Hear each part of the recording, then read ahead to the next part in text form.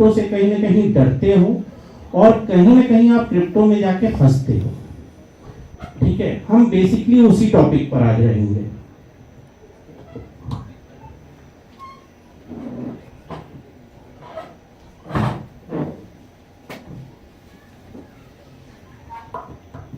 सबसे पहले शाब्दिक अर्थ आपको बताता हूं कि क्रिप्टो और करेंसी क्या है।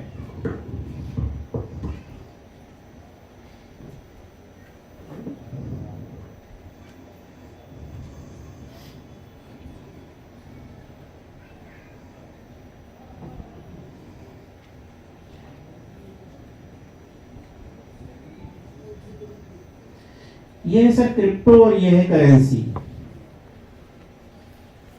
क्रिप्टो से आपने ये शब्द पहले सुना होगा सर, क्रिप्टेड। क्रिप्टेड एंड अनक्रिप्टेड कुछ लोगों ने सुना है कि नहीं कभी? ठीक है, क्रिप्टेड का मतलब होता है सर ढका छुपा या गुप्त, यानी जो ओपन ना हो, उसे इजीली हर कोई देख ना पाए कहाँ है, किसके हाथ में है। ये है सर क्रिप्टो। क्रिप्टेड का मतलब यही है कि ढका छुपा है, गुप्त है, जिसके पास है सिर्फ वही जानता है कि मेरे पास कितना है। जैसे मेरे वॉलेट में सर कितना बिटकॉइन और कितना इथेरियम, कितना बीएनबी, कितना एसपीसी पड़ा है, ये कौन जानता है सर? इवन आपको ये भी नहीं पता कि मेरा वॉलेट कौन सा है। सच तो ये है, दिखता है। अगर कोई वॉलेट आपको मिल जाए तो आप उसको स्कैन पे डालेंगे तो उसका होल्डिंग भी दिखेगा, लेकिन वो वॉलेट किसका है ये आप नहीं समझ पाएंगे जब तक सामने वाला एक्सेप्ट ना करे कि हाँ ये वॉलेट मेरा है, तब तक आप प्रूफ नहीं कर सकते। या फिर उसका किसी ऐसे सेंट्रलाइज एक्सचेंज पर का उसने वॉलेट आपको दिया हो जिसपे उसका आइडेंटिफिकेशन इन्वॉल्व हो, यानी कि उसका पासपोर्ट हो, आधार हो, पैन हो, कुछ भी ऐसा इन्वॉल्व हो, देन तब आप ये प्रूफ कर पाएंगे, उससे पहले आप नहीं कर पाएंगे। तो क्रिप्टो का मतलब होता है सर ढका छुपा गुप्त। करेंसी का मतलब आप बचपन से लेकर अभी तक करेंसी का ही यूज करते आए हैं, वही आप कमाते हैं, उसको समझने की कोई बहुत ज़्यादा डिफिकल्टी नहीं है। सिंपल ऐसे समझ लीजिए कि जिस चीज के बदले हम प्रोडक्ट सर्विस या दूसरी करेंसी को एक्सचेंज कर सकते हैं, आप उसे करेंसी कह सकते हैं। जैसे रुपया है सर, तो आप रुपए से प्रोडक्ट या सर्विसेज परचेज कर सकते हैं, और वर्ल्ड में जितनी भी करेंसीज है आप अपने रुपए से उसे एक्सचेंज कर सकते हैं। करेंसी का बेसिक फंक्शन यही है। तो क्रिप्टो और करेंसी ये दोनों अलग अलग चीजें हैं। क्रिप्टो एक क्रिप्टेड नंबर है जो क्रिप्टोग्राफी का यूज करके विजुअल किया जाता है। यानी कोई भी क्रिप्टो आपको किस रूप में दिखेगा सर? एक नंबर के रूप में। इसके अलावा किसी रूप में दिखता है क्या वो? तो कोई भी क्रिप्टेड नंबर जब वो कहीं किसी भी वॉलेट में मूव करेगा, यानी ये क्या करेगा, ये किसी न किसी वॉलेट में मूव करेगा, इस वॉलेट से उस वॉलेट को ट्रांसफर होगा, और इसकी मूवमेंट का रिकॉर्ड कहां पे होगा सर? एक ब्लॉकचेन है,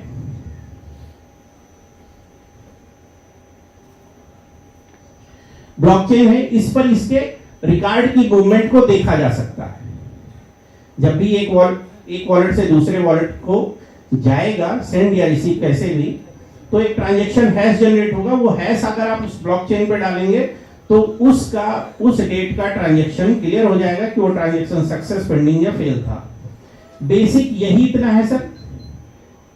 इसके अलावा क्रिप्टो में और कुछ नहीं है। जिस नंबर के बदले लोग प्रोडक्ट, सर्विस या दूसरी करेंसी देने को तैयार हो जाएं, वो क्रिप्टो वापस करेंसी में बदल जाता है। जैसे एक घटना है, ये शुरुआत का है, जब बिटकॉइन दो पिज्जा के बदले 10,000 बिटकॉइन देने की पेशकश की गई। उससे पहले बिटकॉइन क्या था? एक नंबर था, क्रिप्टेड नंबर। लोग एक दूसरे को दे तो देते थे, बट वो किसी करेंसी की श्रेणी में नहीं था, क्योंकि उससे कोई प्रोडक्ट, सर्विस या दूसरी करेंसी नहीं मिल रही थी। ये वो घटना थी जिसने बिटकॉइन के बदले पिज्जा दिया, यानी कि एक प्रोडक्ट बाई किया।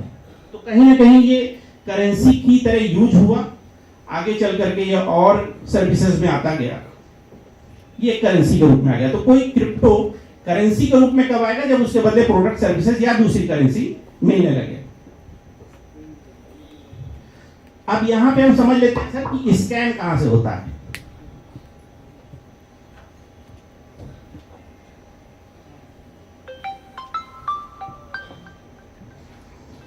ये तो हो गया सर एकदम मतलब पुरानी स्टोरी। ये जहां तक है मुझे लगता है कि सारे लोगों को पहले से पता थी। सही है, ठीक है। अब आगे चलते हैं। ये देखते हैं कि कुछ चीजें ऐसी थी जो हमसे छूट गई जानने के लिए। जानी तो हमने, लेकिन कुछ छूट गई। जैसे हमें सर क्रिप्टो की जरूरत क्यों है, इस तरफ जाना क्यों है, क्रिप्टो लेना क्यों है। ये तो हमने जान लिया कि हाँ क्रिप्टो ऐसे बना, ऐसे उसके बदले में प्रोडक्ट मिलने लगा तो लोग उसे करेंसी की तरह इस्तेमाल करने लगे। बट हमें इस करेंसी की जरूरत क्यों है सर, इस तरफ कभी सोचा आपने? हाँ तो कहें सर कितने लोगों ने सोचा है इस बारे में कि हमें इस करेंसी की जरूरत क्यों है। हाँ सर, एक माइक वहां पे पहुंचाएगा। क्रिप्टो पे 30% और रिस्क रेजिस्टेंस तो वहां भी है और बाकी सब जगह भी है। तो मैं 30% के टैक्स स्लैब में क्यों हूं और उस टेक्नोलॉजी पर मैं जा रहा हूं जिसमें कि ज्यादातर पता नहीं है कि आगे भविष्य इसका क्या होगा। आज भी सर आप क्या आप ये बता सकते हैं कि बिटकॉइन पे कितनी बार बैन लगा है सर? नहीं सर। अकेली चाइना ने सर 60 बार बैन लगाया, 60 से 80 बार, ठीक से याद नहीं। यानी अगर आपका एसपीसी यानी संजय पावर के कॉइन पे 80 बार बैन लग जाए ना तो सर तो बिटकॉइन की बराबरी कर लेगा। कॉइन का सफाया अब ये बुलबुला फूटेगा। न्यूज चैनल पे, इंटरनेशनल मैगजीन्स पे, चाहे वॉरेन बफेट हो, यानी हर कोई बोलने लगेगा और एक ग्राफ नीचे, ये लगेगा बस यहीं से खत्म हो गया, ये पूरी इंडस्ट्री अब यहीं से क्रैश हो जाएगी और एक न्यूज अच्छी खासी चलेगी। सर ये न्यूज चलती नहीं है, चलाई जाती है, मैनिपुलेशन किया जाता है, अपने आप नहीं होता, ठीक है। और ये सारे अपर लेवल के ऊपर की खेलने की चीज है। कहते हैं ना कि गरीब का भविष्य अमीर के हाथों का खिलौना होता है। तो कहीं ना कहीं अगर आप कम पैसे वाले हैं तो एक बड़ा बिजनेसमैन आएगा, वो आपके बिजनेस को वहीं पे खत्म कर देगा। ये एक फैक्ट है, इस जमाने का कड़वा सच है।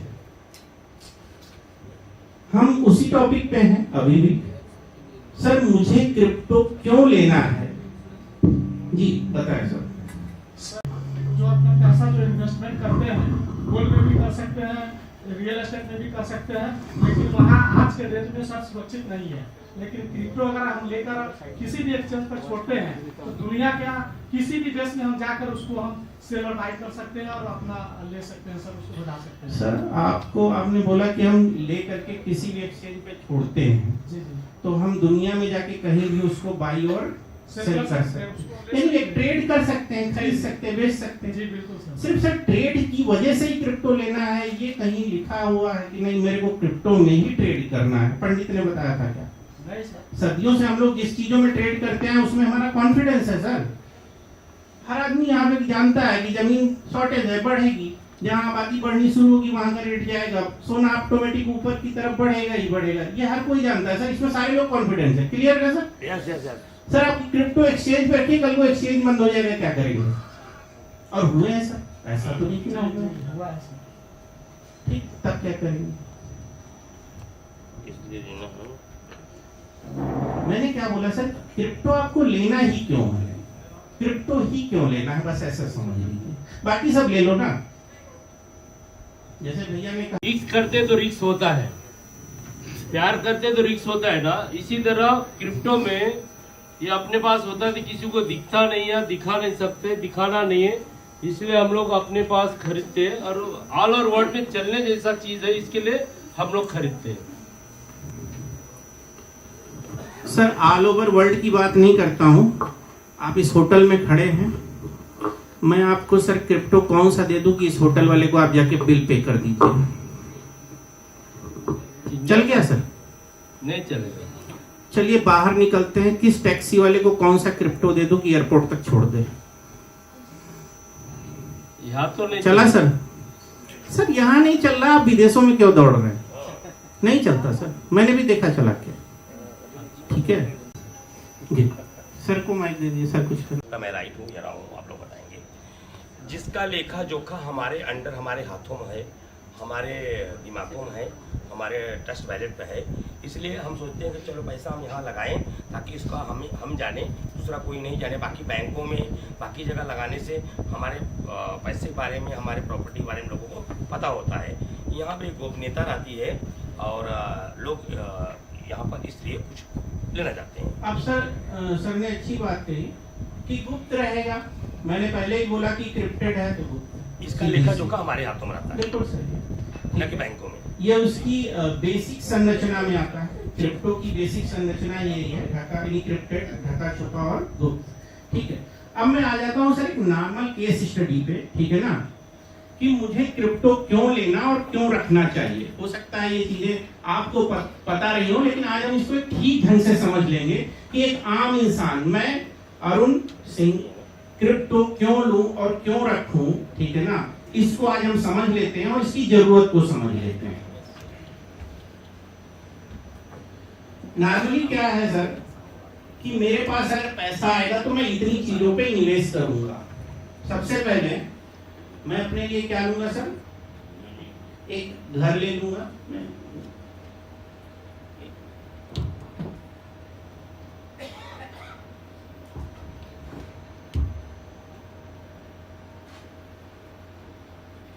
मतलब मैं घर खरीद सकता हूँ अपने लिए, होम बना सकता हूँ। हर किसी का एक सपना होता है कि मेरा इस जगह पे एक घर हो।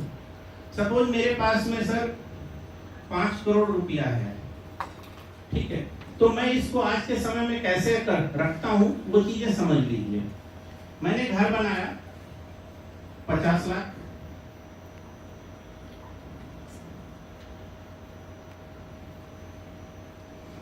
मैंने बिजनेस अपना शुरू किया, बिजनेस में इन्वेस्टमेंट किया 1 करोड़। सबसे ज्यादा मुझे मेरा पैसा सुरक्षित कहाँ महसूस होता है सर? सारे लोगों को अपने बैंक अकाउंट में। क्लियर है? तो मैं मेरे बैंक में पैसा रखूंगा 1 करोड़। अगर मुझे मेरे पास और ज्यादा पैसा बचता है तो मैं शेयर ले सकता हूं, जो भी टॉप लिस्टेड ब्लू चिप कंपनियां हैं, टाटा है, रिलायंस है, बिरला है, मैं किसी का शेयर ले सकता हूं। ऑलमोस्ट मैंने 3.5 करोड़ रुपया खर्च कर दिया है। उसके बाद कुछ मैं मेरी जरूरत के हिसाब से एक कार लूंगा 50 लाख, और 1 करोड़ रुपया बचा हुआ है उससे मैं बाद में इन्वेस्ट करता हूँ। यहाँ पे मैं 4 करोड़ रुपया खर्च कर चुका हूँ। नॉर्मली देखा जाए तो मैंने ये कैसा गुड डिसीजन है कि सर बैड डिसीजन है ये सब? आंसर में भी बोल सकता हूँ, कोई दिक्कत नहीं है। वो सिक्योर नहीं है सर, ये डाउन हो जाए तो आपको डाउन हो जाएगा सर। कोई भी जब मैं कहीं भी हिस्सेदारी लेता हूँ तो रिस्क फैक्टर मालिक के ऊपर जितना है उतने मेरे ऊपर है, क्योंकि मैंने मालिकाना हक में हिस्सेदारी बटाई है, शेयर लिया है। तो अगर आपकी कंपनी है सर, मैं शेयर होल्डर हूँ, आपकी कंपनी सर डूबेगी, आपको लॉस होगा तो मुझे नहीं होगा। सेल्फ है, रियल एस्टेट सेल्फ जहाँ तक ले, जब छोटी जमीन ले सेल्फ ले, ना कि पार्टनरशिप में सेल्फ हाँ, ले। तो सर उस तरीके से भी अगर आप देखेंगे, मेरा अपना मानना है और इससे जहां तक सारे लोग सहमत होंगे कि लिक्विडिटी को जितना ही आप उस सेक्टर में स्प्रेड कर देंगे उसके ऊपर से रिस्क हट जाएगा। कितने लोग इसको मानते हैं? जैसे अगर आपको शेयर भी खरीदना है सर, तो किसी एक कंपनी, अगर आपके पास 1 करोड़ रुपया है तो किसी एक कंपनी का ही सिर्फ पूरा 1 करोड़ का शेयर ले लेना चाहिए। गुड। अगर मेरे पास 1 करोड़ रुपया है तो जाऊं एक प्लाट खरीदूं 1 करोड़ का, ये सबसे बेस्ट डिसीजन है? सर आपकी बात का जवाब मिल गया। ठीक है, मैंने सर रियल एस्टेट की कंपनी में हिस्सेदारी ले ली है। इस मीन्स कि अगर वो कंपनी के 2-4-10 प्लाट कहीं अतिक्रमण में या किसी जैसे अपने यहाँ डेवलपमेंट अथॉरिटीज होती है, उन्होंने उसको सीज भी कर दिया, ठीक है, वो नहीं भी बिकेंगे तो भी मेरा कोई विशेष लॉस नहीं होगा। और अगर ओवरऑल मार्केट रियल एस्टेट की ग्रो करेगी तो मेरा पैसा ग्रो करेगा। तो ये कहना होता है, मतलब ये मैं नहीं कहता हूँ, ये जहाँ तक एक्सपर्ट्स का मानना होता है कि जब भी आप कोई भी इन्वेस्टमेंट करने जा रहे हैं, तो जिस भी सेक्टर में जा रहे हैं, अगर आप रियल एस्टेट में जा रहे हैं या अगर आप कंपनीज की आप कमोडिटीज में जा रहे हैं या इक्विटी में जा रहे हैं, तो वहां पे आप उस पैसे को स्प्रेड कीजिए। उसी सेक्टर की ढेर सारी कंपनीज में थोड़ा थोड़ा शेयर लीजिए सबका, तो इससे आपके पैसे पर एकाएक पूरा वैनिश होने की नौबत नहीं आएगी। क्लियर है सर? तो मैंने वही किया, सेफर साइड। आप सर ठीक है ये इन्वेस्टमेंट? मेरे हिसाब से ठीक नहीं है सर, बताएं सर क्या और ऐड करना चाहिए? क्योंकि जीवन में बहुत बड़ा बनने के लिए कुछ मतलब रिस्क भी चाहिए। इसमें कोई भी ऐसा हमने जगह जहाँ रिस्क है, पूरा ये मतलब कंफर्ट जोन का हमें लग रहा ऑल पेपर। सर पैसे पे रिस्क लेना तो बेवकूफी है, नहीं 10-5 से मुझे 10 तो अब तक यही सिखाया गया। हमने जो स्टडी होता है सबसे ज्यादा आप लोग पैसा कहाँ रखे हुए हैं, बैंक में कि अपने पर्स में? बैंक में क्यों रखे हैं सर? पर्स में रखिए, रिस्क हो कीजिए थोड़ा सा, इसको मोटा कीजिए ताकि जेब कतरा जेब काट सके। इतिहास गवाह है सर, जितने भी लोग मिलेनियर बना है जीवन में 2 से 5% 10% का रिस्क लिया है, गुड, और यहाँ पे ऐसा कुछ भी रिस्क का बिजनेस नहीं। ठीक है, चलिए रिस्क भी ले लेते हैं। आपके हिसाब से सर बताइए, रिस्क में डाल देते हैं पैसा, कहाँ रिस्क में पड़ेगा होते हैं? रिस्क तो बहुत प्रकार की होती है सर। एक जो सबसे ज्यादा रिस्की लगता है वही बताइए, लिखता हूँ यहाँ पे। एक नई इन्वेंशन की शुरुआत किया जाए, हम्म? नई इंडस्ट्री बनाया जाए, जैसे कि नहीं कोई भी इंडस्ट्री बना जिसकी डिमांड अभी दुनिया में ज्यादा है। सर इतना पैसा तो नहीं है कि एलन मस्क इसमें की से तरीके से चांद पे जाकर आबादी कर बने। इससे अगर कुछ बचा लेंगे तो हो जाएगा सर। कुछ ऐसा कि मेरी औकात ज्यादा नहीं है, 50 लाख 1 करोड़ रुपए तक डाल सकता हूँ। अगर आपको लगता है कहीं पर भी यहाँ रिस्क होता है तो वो जगह का सेक्टर का नाम लिखिए, मैं डालता यहाँ हूँ। पर एक मैं अनुभव अपना शेयर करना चाहूंगा। जी। जितनी सारी बातें लिखे हैं, हम्म। इन सारी चीजों में हर जगह से पैसा बनाया जा सकता है, लेकिन जो आदमी जितना ज्यादा उस फील्ड में एक्सपर्टीज है, अगर उसको प्रॉपर्टी खरीदने आता है तो 1 करोड़ 10 करोड़ बनाएगा, और नहीं खरीदने आता 1 करोड़ का जीरो ने 50 लाख बना सकता है, 50 आधा हो सकता है। वो कहाँ प्रॉपर्टी लेगा, किस जगह लेगा, एक्सपर्टीज है, वो नॉलेज है, उसको सही प्रॉपर्टी खरीदेगा तो वहाँ पैसे बन जाएंगे। गलत प्रॉपर्टी खरीदेगा डूब जाएगा। उसी प्रकार से होम है, होम अगर गांव बना, हमें बात करनी चाहिए, होम अगर गांव बनाओ तो 50 लाख का 5 रुपया भाड़ा नहीं मिलेगा। 50 लाख का होम बना दोगे सिटी में तुम्हारा रेंट मिलेगा। सेकंड चीज, बिजनेस में पैसे लगाना है, वो पैसे कहाँ लगाना है? वो बिजनेस में अगर ऐसे पैसे लगाते हो जहाँ से 20% टॉपिक से मैंने बोला था कि मैं टॉपिक से भटकूंगा नहीं। एक्चुअली क्या था सर, मेरा टॉपिक क्या था वो आप लोगों ने शायद समझा नहीं। मैंने ये बोला था कि मैंने जो इन्वेस्टमेंट किया है, मेरे पास 5 करोड़ रुपया था, क्या मैंने राइट इन्वेस्टमेंट किया है या नहीं किया? मैंने सुना जिसका उपयोग खास नहीं उसकी कोई कीमत नहीं, तो इसका मतलब क्या वो थ्योरी गलत थी जो अभी तक पता थी? म्यूजियम का शोभा बढ़ाता है। गुड सर, म्यूजियम की शोभा बढ़ा देता है, सिर्फ कोहिनूर ही बढ़ाएगा और कुछ नहीं बढ़ा पाएगा। होंगे बीवी बच्चे उसी में खर्च करते होंगे, अपना कुछ शौक पूरा करते होंगे, तो इनकी घर में वैल्यू है। राइट कि रॉन्ग? हम सबकी वैल्यू ऐसे ही है, इसका मतलब इसलिए ज्यादा बनने छोड़ने की कोई जरूरत नहीं। अभी क्या है, अब हम ये मान के चलते हैं कि इनने कमाना बंद कर दिया है, अब ये सिर्फ घर में खाते और पड़े रहते हैं। सर इनकी वैल्यू बताइए। जीरो है। आइए इनकी वैल्यू बढ़ाते हैं, इसी क्रम को करते हुए। दुनिया में सर कितनी आबादी है? 700 करोड़ के आसपास में है, ठीक है। 700 करोड़ में सिर्फ इनके जैसे हर एक स्टेट में सिर्फ यही एक मैन है, बाकी सब क्या है?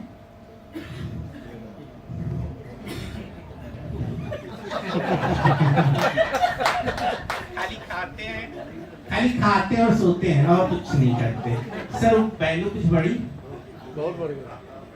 स्टेट भर में खाली यही एक आदमी हैंडसम दिखने में। अब उसके आगे और बढ़ते हैं, इन 700 करोड़ में सिर्फ यही एक ऐसे हैं जो कि क्या है?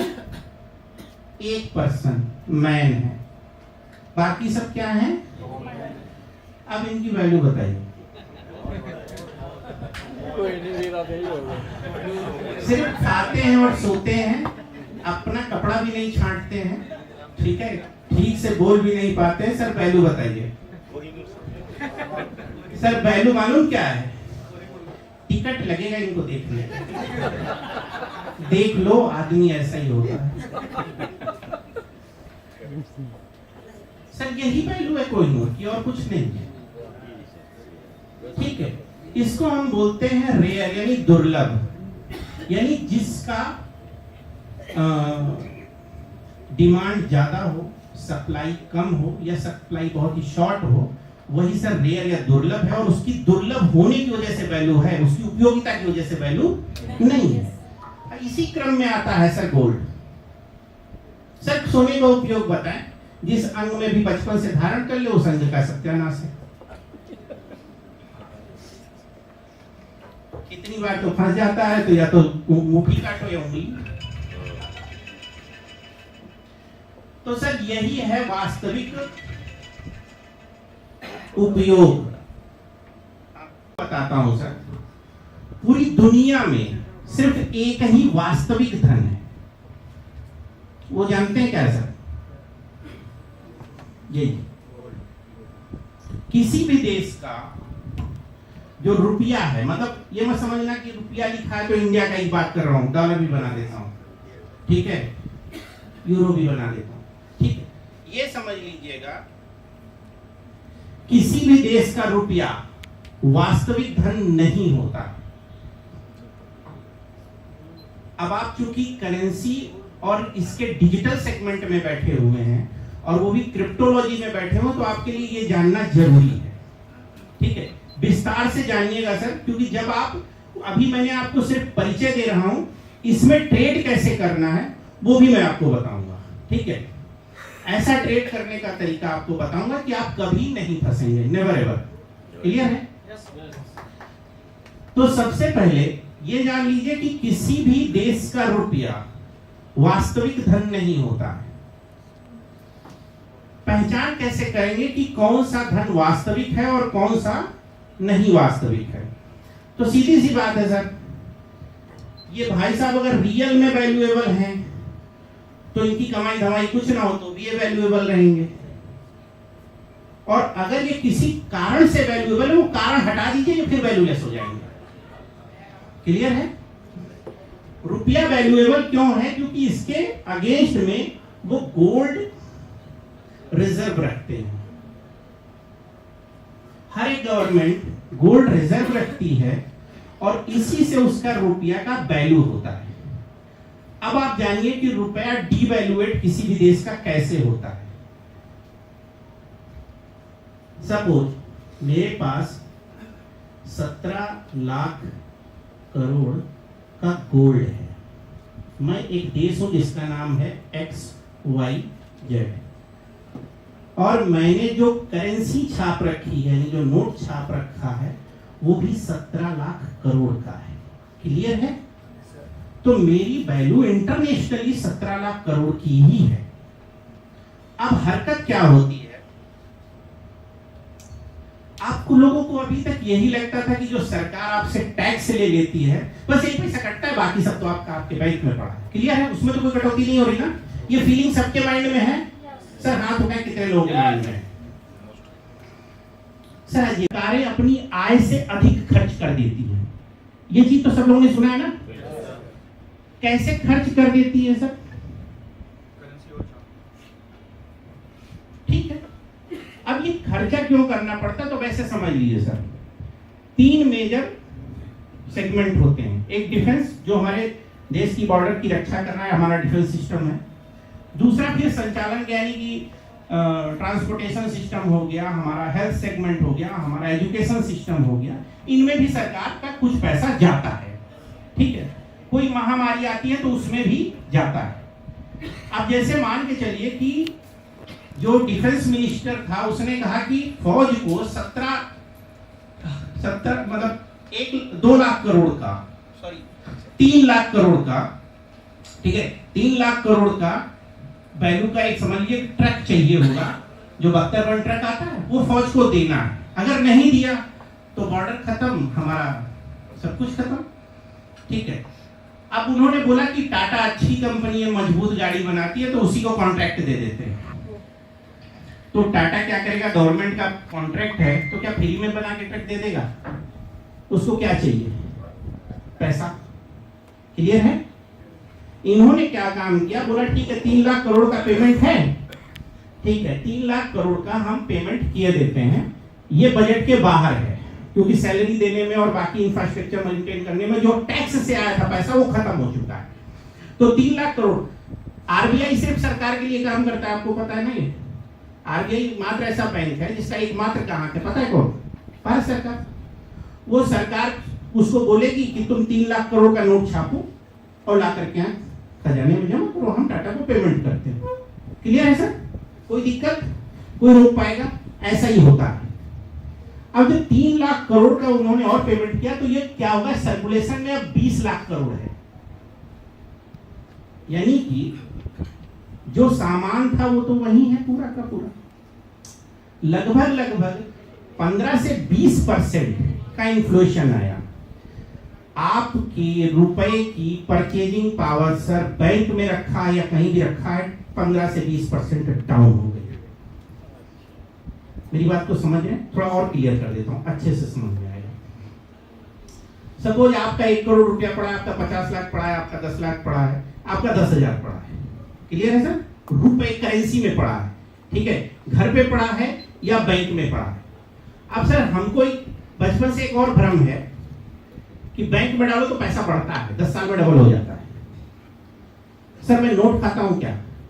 ना भी खाता हूं ना आगे खाऊंगा। मैं हमेशा नोट से कुछ ना कुछ खरीद के खाता हूं। आज अगर मैं एक बर्गर खरीदता हूं तो 50 रुपए का है, क्या 10 साल बाद भी 50 का ही मिलेगा? अगर वो 10 साल बाद 100 का हो गया तो मेरा रुपया बढ़ा सकती वही स्थिर है? स्थिर है ना? और अगर कहीं वो बर्गर 200 का हो गया तो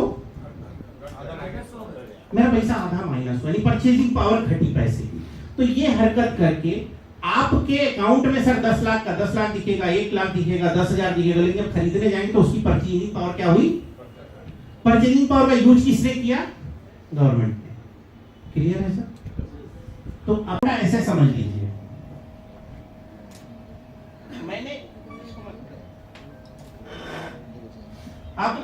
मैंने इतनी चीजें लिख रखी थी।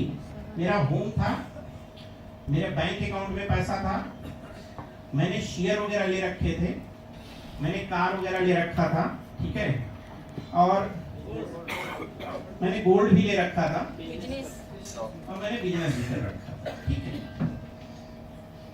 50 लाख, 1 करोड़, 1 करोड़ और 1 करोड़, ठीक है। मेरी लाइफ ऐसे ही चल रही थी। आदमी हमेशा अपने आप को 2 चीजों के लिए तैयार करता है। सर मैंने बोला था हो सकता है मैं कुछ चीजें रिपीट करूं तो आप लोगों को नींद आए या बोरियत महसूस हो। अपने आप को प्रिपेयर करता रहता है। पहला नॉर्मल कंडीशन के लिए और दूसरा एबनॉर्मल कंडीशन के लिए, ठीक है। नॉर्मल कंडीशन के लिए जैसे घर में एकदम सब कुछ नॉर्मल रहेगा तो भी सर आपको 2 टाइम खाना खाना है और 4 बार पानी पीना है। क्लियर है सर? तो इसके लिए आप खाने पीने का सामान अपने घर में सारे लोग रखते हैं। उसी घर में सर आप सर्दी जुकाम बुखार सर दर्द बदन दर्द की दवा भी रखते हैं, मरहम पट्टी का सामान भी रखते हैं। सर क्यों रखते हैं? जरूरत पड़ेगी इसकी तो यूज करेंगे, अगर ना जरूरत पड़ी तो रखे रखे एक्सपायर हो जाएगा, फेंक देंगे। लेकिन ला के रख जरूर लेंगे। वो आधी रात को सर दर्द होने लगा तो किसके पास जाएंगे? ठीक है, उससे अच्छा कुछ ले आकर के रख लो। इस बारे में चोट लगी तो क्या मलहम खरीदने थोड़ा भागोगे, पहले यह घर में होना चाहिए इंतजाम। तो हम इसी दोनों के लिए अपने आप को तैयार करते हैं, और जो इन दोनों के लिए अपने आप को तैयार करता है वो समझदार प्राणी कहलाता है। इंश्योरेंस भी सर एबनॉर्मल कंडीशन के लिए लिया जाता है। यानी अगर आपकी गाड़ी का आपने बीमा कराया सर, साल भर मस्त चली, कोई ठुकी नहीं, कहीं चोरी नहीं हुई, तो सर क्या लाभ मिला बीमे का? कहते हैं कि अगर आप एबनॉर्मल कंडीशन के लिए पहले से प्रिपेयर नहीं रहेंगे तो मौका पड़ने पे आप नहीं कर पाएंगे, यानी ठुकी हुई गाड़ी का बीमा आप नहीं करवा सकते, ठीक है। यहाँ पे सीधा सीधा आप फाइनेंशियली भी ये सारी चीजें वैल्यूएबल हैं सर, और ये सारी चीजें अपने आप को वैल्यू बढ़ाएंगी, ठीक है। मैं भी बात कर रहा था सर वास्तविक धन की। ये सारे ही एक तरीके के एसेट हैं, ठीक है, और ये सारी ही वैल्यूएबल हैं। लेकिन जो वास्तविक धन होगा सर वो नॉर्मल और एबनॉर्मल दोनों कंडीशन में अपनी वैल्यू को नहीं खोएगा। वास्तविक धन सिर्फ क्या था सर? मैंने क्या बोला? वास्तविक धन मैंने किसे कहा था सर? गोल्ड को। वही एकमात्र नॉर्मल, वही वो वास्तविक धन है। नॉर्मल कंडीशन में सारी चीजें वैल्यूएबल है ना सर। अब एक एबनॉर्मल कंडीशन होती है, सपोज यूक्रेन की तरीके से या और किसी देश की तरीके से यहाँ भी बम पड़ने लगे, तो सर घर कितनी वैल्यू का रह जाएगा? मेरा बिजनेस खत्म हो जाएगा। मेरा शेयर बॉन्ड, एक चीज वैल्यूएबल है सर, मैंने बोला जो वास्तविक धन होगा वो अपनी वैल्यू नहीं खोएगा। क्लियर है? यानी अगर यूक्रेन से कोई कंपनी का अपना शेयर बॉन्ड बेचना चाहता है, आप क्या उस कंपनी का शेयर लेना चाहेंगे जिस पर कभी भी बम गिर सकता हो? नहीं। लेकिन अगर यूक्रेन से आकर के कोई आपसे गोल्ड अपना बेचना चाहे तो खरीद लेंगे कि नहीं? सर दुनिया में सिर्फ एक ही वास्तविक धन है, वो क्या है सर? गोल्ड। अब 2009 के बाद एक दूसरा वास्तविक धन है सर, क्रिप्टो। हवा मत समझिएगा सर, ध्यान दीजिएगा सर। यूक्रेन से ही आकर के वो बोलता है मेरे पास USD, BNB, इथेरियम, बिटकॉइन कुछ भी पड़ा है सर, लेंगे? क्या बोलेंगे सर? अभी समझ में आया सर? फंडामेंटली क्या किया क्रिप्टो ने, और कुछ नहीं कर रखा है सर, उसने फंडामेंटली गोल्ड को कॉपी कर रखा है। फंडामेंटल्स दोनों के सेम है सर। जो लोग आज तक ये समझते हो कि क्रिप्टो एक हवा है, क्या पता ये पानी का बुलबुला कब फूटेगा सर, ठीक है, मैं आज वही चीजें आपको क्लियर करने के लिए यहाँ पे खड़ा हूँ। आपको पता है सर, लेकिन हर चीज आपको डाउट में पता है।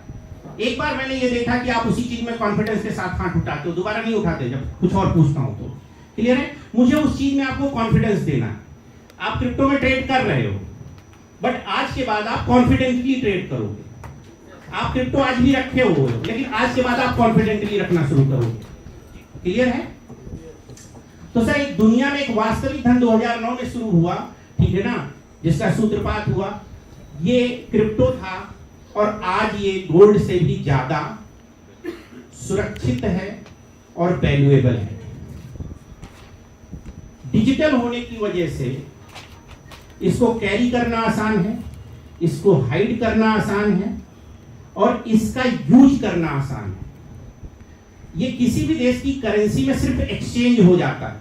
ध्यान दीजिएगा, आज भी बहुतेरे देश ऐसे हैं जिसमें कि क्रिप्टो से आप प्रोडक्ट या सर्विसेज नहीं खरीद सकते, बैन है सर। इंडिया में भी आपको अगर मैं बोलूं कि आप अपनी कार मेरे को USDT में बेच दीजिए, तो आप नहीं बेच सकते, ये इलीगल है।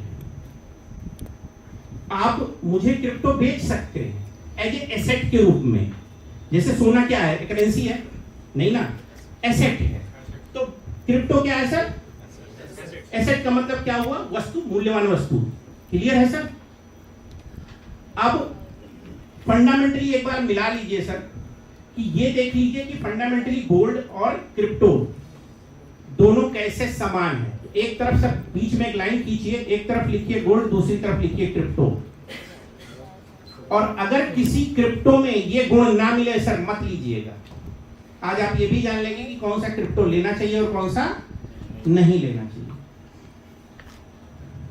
सर पानी पी लीजिए, पानी। सर एक तरफ गोल्ड लिखा आपने, एक तरफ क्रिप्टो लिखा। सर पूरी दुनिया में गोल्ड का कोई एक मालिक है? अमन जी नहीं, तो पूरी दुनिया में क्रिप्टो का कोई एक मालिक है? पानी नहीं। जवाब सेम है ना सर?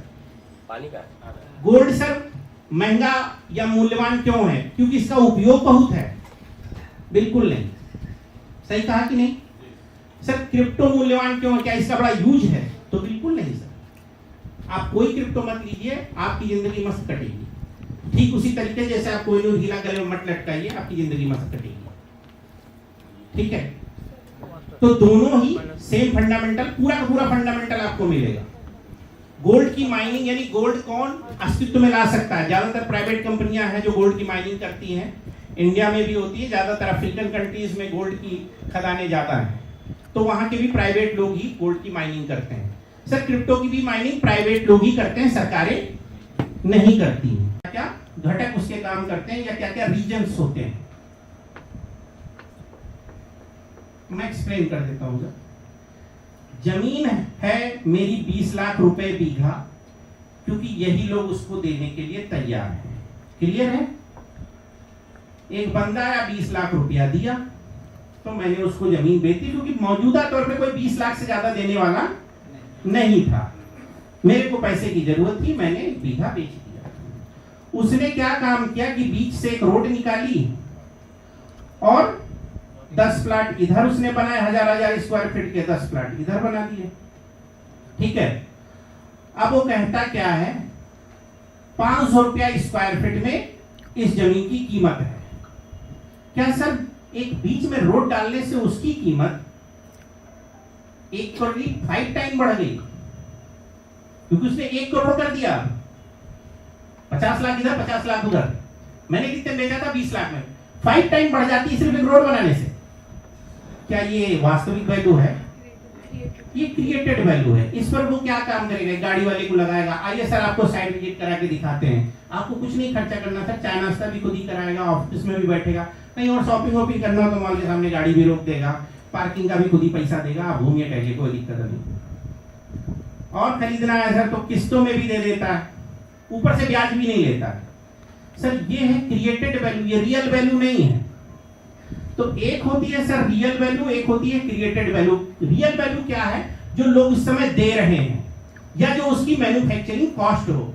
तो सर आज के डेट में सारे लोगों के हाथ में मोबाइल है, सारे लोग डालिए sir open source minable coin जितने भी हैं उनकी माइनिंग की कॉस्ट डाल लीजिए, ठीक है, और नीचे डालिए सर BTC, इथेरियम, जितना जो भी आपको डालना है डालिए सर। गूगल पे सीधा सर्च कीजिएगा, क्या डालना है sir? Mining cost, Ethereum, bitcoin, जिसका भी आप देखना चाहते हैं। जो अब आपको जो उसकी कॉस्ट दिखेगी सर माइनिंग की, ये उसकी मैन्युफैक्चरिंग कॉस्ट है, इससे कम में आप बना ही नहीं पाएंगे। इस पर जो है रिस्क भी इन्वॉल्व होगा, और इस पर जो है आपकी मशीनरी, बिजली, ये सब भी जाएगी, और प्लस आपका टाइम भी जाएगा, क्योंकि वो माइनिंग स्लोली करेगा। सर कितना लिख करके आ रहा है? बिटकॉइन का ही डाल लीजिए, ज्यादा ठीक रहेगा। सर $10,000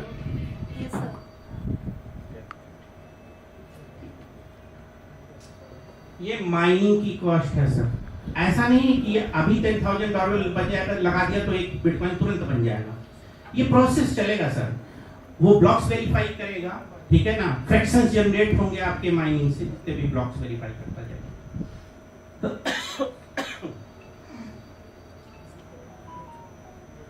सर इससे कम में आपको बिटकॉइन नहीं मिलेगा, सिर्फ एक वजह से मिल सकता है, जब पैनिक सेलिंग हो तो वो अपनी मैन्युफैक्चरिंग कॉस्ट से भी नीचे में मिल सकता है। आप गोल्ड कब खरीद सकते हैं सर? अपनी माइनिंग की कॉस्ट से भी नीचे, जब माइनर्स को बहुत पैनिक सिचुएशन हो, यानी वहां से उनको लेबर का कॉस्ट पे करना ही करना है, ठीक है, रिफाइनरीज आगे चलानी ही चलानी है, केमिकल्स खरीदना ही खरीदना है, ठीक है, अगर नहीं खरीदेंगे टैक्स भरना ही भरना है अपनी कंपनी को रनिंग कंडीशन में लाने के लिए, ठीक है, तो वो पैनिक सेल अगर करेगा तो वो ज्यादा अपनी माइनिंग कॉस्ट पे आ जाएगा बेचने के लिए, या हो सकता है कि वो माइनिंग कॉस्ट से भी डाउन जाए, लेकिन जितने वो डीप में जाएगा सर वहीं कोई बेल बायर मिलेगा तो उतने तेजी से ऊपर आएगा।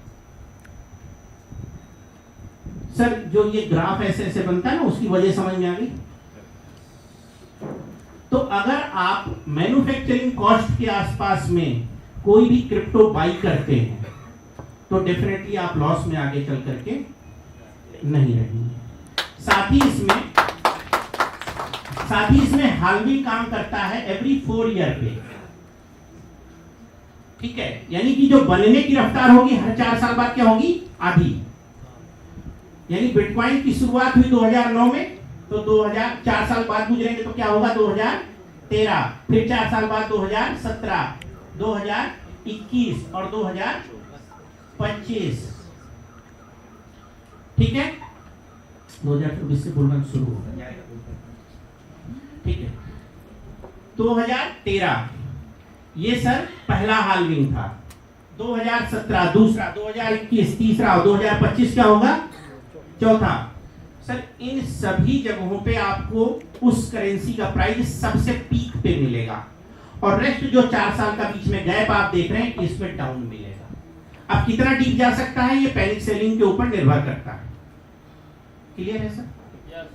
ट्रेड के लिए घुसने की जगह पता चल गई आज? कोई डाउट में मत रहिएगा। देखिए आज आप जो कुछ भी सीखेंगे, ठीक है, मैं यहाँ पे भाई ट्रेनर क्या कर सकता है, आपको कुछ ना कुछ ज्ञान दे सकता है, मेरे पास सिवाय ज्ञान के कुछ नहीं है आपको देने के लिए। मैं कोई लखपति करोड़पति नहीं हूँ कि आपको कुछ पैसे हाथ दे के चला जाऊंगा, ठीक है। ऐसे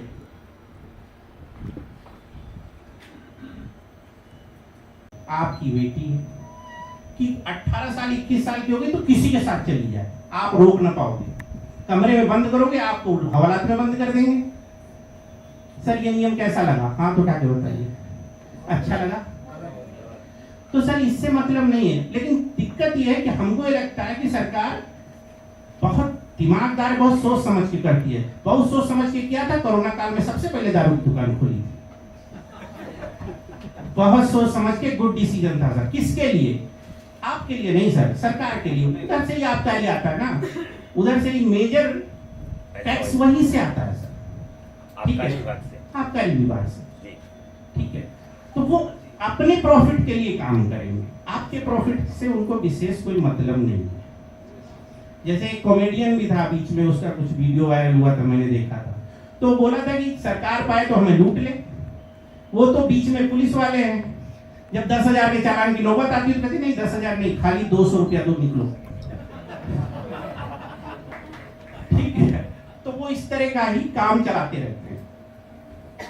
वापस आ जाते हैं सर अपने मुद्दे पे। बीच बीच में आपको थोड़ा सा घुमा इसलिए देता हूं कि ज्यादा बोरिंग ना हो जाए।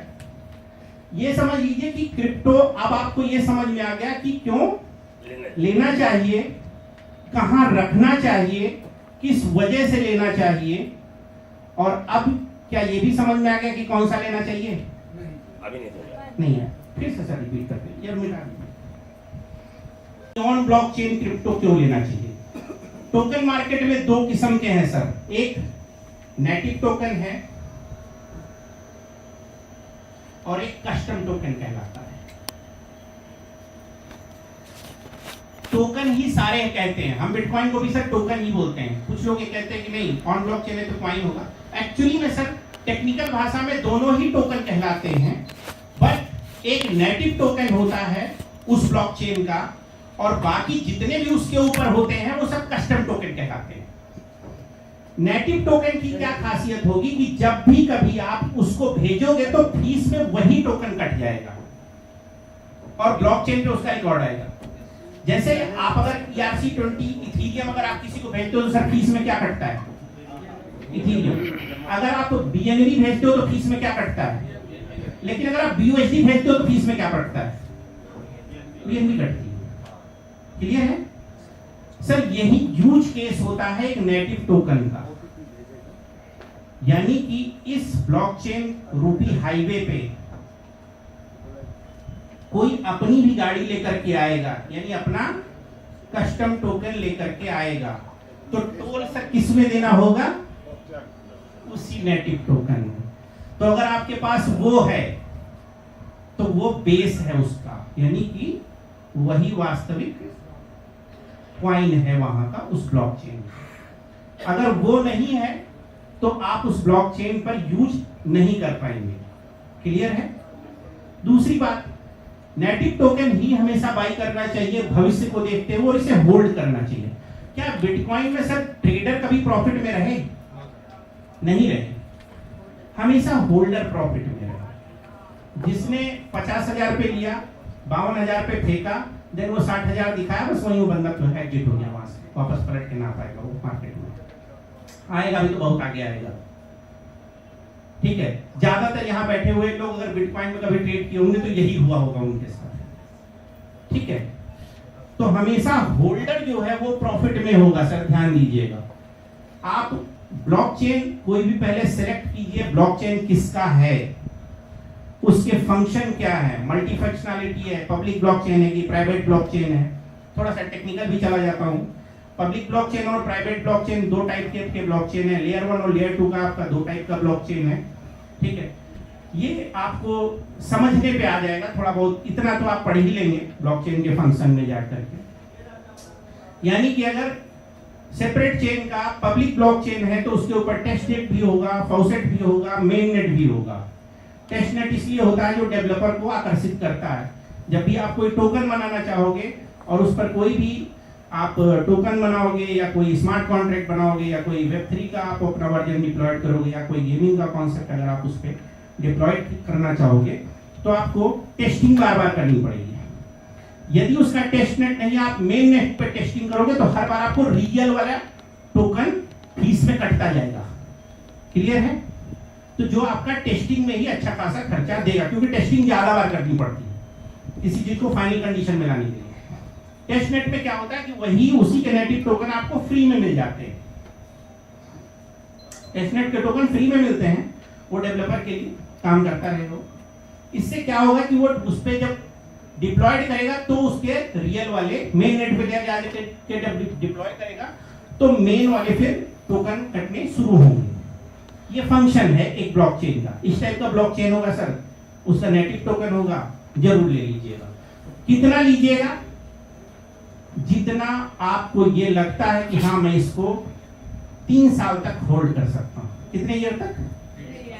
3 ईयर। आज लीजिएगा, 3 साल तक होल्ड कीजिएगा। 3 साल में वो आपको पंप जरूर एक बार दिखाएगा, फिर जिस पर आपकी मर्जी हो 50 गुना 100 गुना उतने पे छोड़िएगा। कौन सा टोकन लेना चाहिए सर, समझ में आ गया?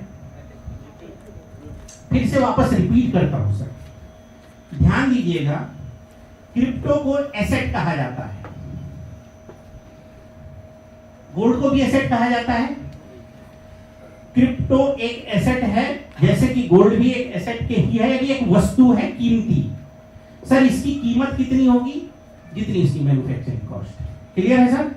तो सर अगर मैं किसी ब्लॉकचेन पे जाकर के टोकन बनाऊं तो सर कितने में बन जाएगा? मेजरली लोगों को आइडिया होगा, नहीं आइडिया? सर 20-30 हजार रुपए। क्लियर है? इतने में हर कोई बना करके दे देगा जो थोड़ा बहुत भी जानकार होगा। अब उसकी सप्लाई को मैं चाहे 1 बिलियन कर दूं या 100 बिलियन कर दूं या और एक पीछे जीरो और एक पीछे जीरो, जितने जीरो को उतने बढ़ा दूं। सर मेरे को बटन ही दबाना है। इसकी कीमत सबकी कितनी है? 30,000 रुपए। अब इसमें से कोई बंदा आता है, बोलता है मैंने टोकन बना लिया, BP20 पे है, 50 लाख की सप्लाई है, बहुत कम सप्लाई है, तुम $1 में एक खरीद लो। तो यानी वो कितने बेचना चाहता है? $50 लाख में। कितने का माल है वो सर तैयार होने में लगा? कितना पैसा? 30,000 का माल सर 50 लाख मिलेंगे। हाथ उठाइए कौन कौन लेगा? आज कोई नहीं उठाएगा, लेकिन पहले अगर कोई आता तो पक्का एक अच्छी PPT दिखाता, एक अच्छा MLM प्लान बताता, बस ले लेते। गलत तो नहीं कह रहा हूं सर? सर आज ये भ्रम दूर हुआ? हाँ ठीक है सर, ये भ्रम आज दूर हुआ। मेरा पहला स्लोगन था कि लेट्स डू इट राइट। आपको अब क्या करना है? हर चीज को ठीक से करना है, भ्रम में नहीं फंसना है। वस्तु कोई खरीदने जा रहे हैं तो उतना ही कीमत दीजिए जितनी की वो है। 20 का तू 50 ले ले मेरे से, छोड़ दो सारे क्रिप्टो ही और आगे बढ़ो। क्लियर है सर? गलत तो नहीं होगा ना? हाँ लेकिन एक अब यहां पे आ जाते हैं हम। सर तीसरा पॉइंट, कौन सा क्रिप्टो लेना चाहिए समझ में आ गया।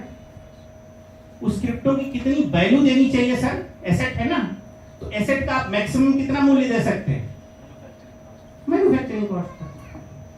बाकी इनके चक्कर मत पड़िएगा सर। सोशल मीडिया खोलेंगे, भरे पड़े हैं, फलाना प्रोजेक्ट आ रहा है धमाकेदार है, बस 100 गुना तो बढ़ ही जाएगा। भैया कौन बढ़ा रहा है 100 गुना? 100x 10x नया बस लॉन्च हुआ है, बस ले लो। क्लियर है सर? मैनिपुलेशन में मत फंसिएगा, आप सारे लोग समझदार हैं, ठीक है? तो समझदारी के साथ डिसीजन लीजिएगा। क्रिप्टो एक उपयोगी चीज है, आपको ये समझ में आया। क्रिप्टो में पंप और डंप कैसे होता है, आपको ये समझ में आया। कौन सा क्रिप्टो लेना चाहिए, ये समझ में आया। क्रिप्टो कहाँ रखना चाहिए, ये समझ में आया। अब सर क्रिप्टो में ट्रेड कैसे करना चाहिए वो समझ लीजिए। आपको ये क्या बता रहे हो, ये तो हम सबको आता है।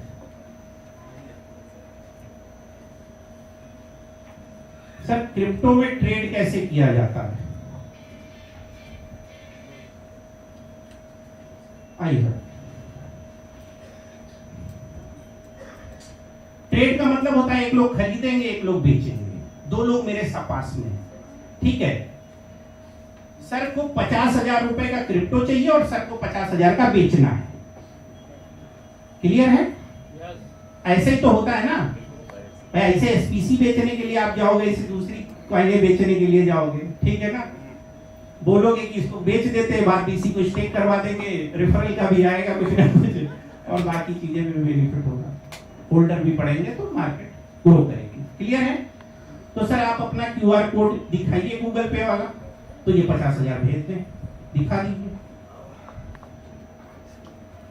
सही है कि नहीं? हाँ सही है। अब आप अपना वो ट्रस्ट वॉलेट का क्यूआर कोड दिखाइए तो 50,000 का क्रिप्टो भेज दे, हो गया ट्रेड सर, डन है, good sir, let's do it right. भैया क्रिप्टो लेकर के निकल लेंगे और बैंक में जाके एक चिट्ठी लिखेंगे, सर गलती से 50,000 रुपया इस खाते पे चला गया है, कृपया इसे रिटर्न करने की बैंक द्वारा कार्रवाई की जाए। अब ये भैया क्या करेंगे, यार हमने तो क्रिप्टो भेजा था, कहेंगे ये क्या होता है, ऐसा होता है। हमारा पैसा दे दो, नहीं तो हम जा रहे थाने में, वहां जाके बताएंगे हमने तुम्हारे खाते में दिया था, ये तुम्हारा ही खाता है, तुमने किसके वाले में क्रिप्टो भेजा था पता है तुम्हें? P2P स्कैम इसीलिए तो हो रहा है बहुत। Let's do it right. एक वहीं पे सर एक पेपर लीजिए, लिखिए मेरे इस वॉलेट से जिसका आगे का 6 डिजिट और पीछे का 6 अल्फाबेट, यानी 6 अल्फाबेट इधर के 6 अल्फाबेट इधर के, और इनके जिस पर ये गया है 6 डिजिट इधर के 6 इधर के, ये है सेंडर और ये है रिसीवर। ब्लॉकचेन का स्क्रीनशॉट लीजिए, क्योंकि ब्लॉकचेन भी कभी कभी बंद हो जाते हैं, ठीक है, ब्लॉकचेन का स्क्रीनशॉट लीजिए, अगर कभी फर्जी वाले कॉइन में फंसे तो ब्लॉकचेन का स्क्रीनशॉट लीजिए और इन भाई साहब से कहिए मैंने इस अपने वॉलेट में प्राप्त किया 50,000 रुपए मूल्य का क्रिप्टो, साइन मारे, मोबाइल नंबर लिखें, डेट डालें, आप चाहे अब ये चले जाए, चाहे जहां चले जाए, कोई दिक्कत नहीं। लेट्स डू इट राइट, कभी आपके खिलाफ कोई एक्शन नहीं होगा, क्योंकि क्रिप्टो में आप ट्रेड कर सकते हैं सर, ये लीगल है, गूगल पे सर्च मारिए सर, ठीक है, डरिए मत, ठीक है, घबराइए मत, गूगल खोलिए, सर्च मारिए, make my own crypto, can I make my crypto in India, डालिए सर गूगल में, यस आप अपना खुद का क्रिप्टो बना सकते हैं। Can I make my own blockchain in India, yes sir आप अपना ब्लॉकचेन बना सकते हैं। Can I trade crypto in India, yes आप ट्रेड कर सकते हैं सर। ट्रेड का मतलब कोई जरूरी नहीं कि आप हमेशा एक्सचेंज से ही ट्रेड करें, आप पर्सन टू पर्सन भी ट्रेड कर सकते हैं, बट क्या है कि ध्यान दीजिएगा, हमेशा हर चीज को राइट कीजिएगा, एसेट को खरीदते वक्त उसकी रसीद जरूर दी जाती है। क्लियर है सर? आप एक एसेट बेच रहे हैं सर, सामने वाले को प्राप्त किया हुआ जरूर लिखवाएं, अन्यथा अगर वो मुकर गया तो क्या करेंगे? एकदम बेफिक्र होके बेचिए सर, सामने वाला खाते में बोलता है खाते में पैसा ले लो, कोई दिक्कत नहीं, ठीक है, बेच दो, उससे इतना बस खाली लिखवा। कागज पेन नहीं है तो एक वीडियो ही बना लो खड़ा होकर के उसके मोबाइल का, सर ये देखिए इन्होंने प्राप्त किया, ये इसका ब्लॉकचेन का हैश है, आ जाए उसमें, और ये बोलते हो कि हाँ मैंने प्राप्त किया, इट्स ओके, अब ये कभी नहीं जा पाएंगे। क्लियर है? एसेट बेचते वक्त उसका ट्रांजैक्शन का रिकॉर्ड रखना ये आपकी जिम्मेदारी, क्योंकि एसेट बेचने आप जा रहे हो। रुपए के ट्रांजैक्शन का रिकॉर्ड रखने की जिम्मेदारी आपकी नहीं है, क्योंकि रुपया ऑलरेडी रिकॉर्ड लेकर के ही साथ में चलता है। हालांकि रिकॉर्ड ब्लॉकचेन भी लेता है, लेकिन वहां पे ये सिद्ध कैसे कर पाओगे कि ये वॉलेट ही नहीं का था? वहां पे समस्या ये है, या तो अगर वॉलेट बनते हो इनका भी आधार पैन है सब लगा होता, बड़ा आराम से सिद्ध था, कोई दिक्कत नहीं। लेकिन भैया ने बताया कि वॉलेट कौन सा बनाना है, बहुत सारे हैं, जहां कुछ लगता ही नहीं। पेपर वॉलेट है, अरे आपका एसपीसी वॉलेट भी वही है, उससे बेफिक्र हुई, हटा दो, ठीक है। तो ट्रेड कैसे करना है सर समझ में आ गया? अभी कोई शंका तो नहीं है? अब आगे बढ़ते हैं सर। अब आ जाते हैं जिस कंपनी में आप बैठे हैं, जिसका आप जयकारा लगा रहे हो, तो इसका जयकारा आप लगा क्यों रहे थे, उसके पीछे के रीजंस मैं बता देता हूं। सर इस समय इन पूरे वर्ल्ड में बाइनेंस लीड करता है ना सर, CZ पता नहीं क्या नाम है, यही फेमस है। बाइनेंस का ओनर है, बाइनेंस का ओनर है जिसका नाम है CZ। क्लियर है सर? और एक तरफ चाइना का है, माल्टा में रहता है। SPC का ओनर है, नाम है आशीष। आगे लगा दीजिएगा सिसोदिया। सर आप फंडामेंटली बाइनेंस को बीट करते हो इस समय के इकोसिस्टम। ध्यान दीजिएगा, बाइनेंस के पास एक एक्सचेंज है कि नहीं है सर? सर SPC के पास एक्सचेंज नहीं है क्या? बाइनेंस के पास अपना डेवलप किया हुआ एक वॉलेट है, नाम है सर ट्रस्ट। ERC-20 वालों का मेटामास्क है। क्लियर है सर? SPC के पास खुद का वॉलेट है? दोनों के वॉलेट सर कहां लिस्ट हैं? नहीं, दोनों का वॉलेट कहां से डाउनलोड होगा सर? प्ले स्टोर से। तो सर अगर इनका प्ले स्टोर से डाउनलोड होता है तो SPC का कहां से होता है? वही प्ले स्टोर से। क्लियर है सर? एक स्वैप डेस्क है बाइनेंस के पास, नाम है pan cake swap. Sir SPC के पास अपना स्वैप है कि नहीं है? स्वैप है। क्या बाइनेंस के पास कोई ब्रिजिंग भी है? नो। SPC के पास है कि नहीं है?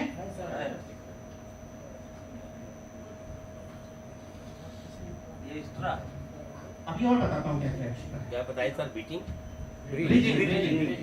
Bridge, technology cross chain swapping अगर आप करना चाहें, थोड़ा सा और आपका कुछ ज्ञानवर्धन कर देता हूं सर। जब आप BP20 का नेटवर्क सिलेक्ट करते हैं तो आपको उसमें इथीरियम भी दिखता होगा, बिटकॉइन भी दिखता होगा, फैंटम भी दिखता होगा, सोलाना भी दिखता होगा। क्लियर है सर? सारा कुछ कॉइन दिखता है। सर अगर मैं BP20 का USDT लेता हूं, खैर अभी चलिए थोड़ा सा भी रुक करके बताता हूं। सर्च इंजन, बाइनेंस के पास अपना कोई सर्च इंजन है क्या सर? सर SPC के पास है कि नहीं है? ऑथेंटिक है वो भी बता दो। SPC के पास में कॉइन मार्केट कैपिटलाइजेशन उसका खुद का है, ठीक है, और वो भी ऑथेंटिक है। आप 1 मिलियन से ज्यादा का अगर उसका लिक्विडेट नहीं होगा तो वो आप यहाँ पे सर्च नहीं कर पाओगे, इसलिए आप स्कैम में नहीं फंसोगे। सबसे इंपॉर्टेंट क्रिप्टो में सर स्कैम में और कंप्लेनिंग में जो नहीं फंसा वही सर सिकंदर है। बाकी कमा तो आप लोगे, उससे कोई दिक्कत नहीं है। हाँ, फंसा के कमाओगे तो कंप्लेनिंग अलग झेलोगे। ठीक है, तो यहाँ पे सर 2 चीजें आपको एक्स्ट्रा मिली। अब आ जाते हैं सर और स्ट्रॉन्गनेस पे। मल्टी फंक्शनैलिटी, आप बाइनेंस पे अपना टोकन बना सकते हो तो SPC पे नहीं बना सकते।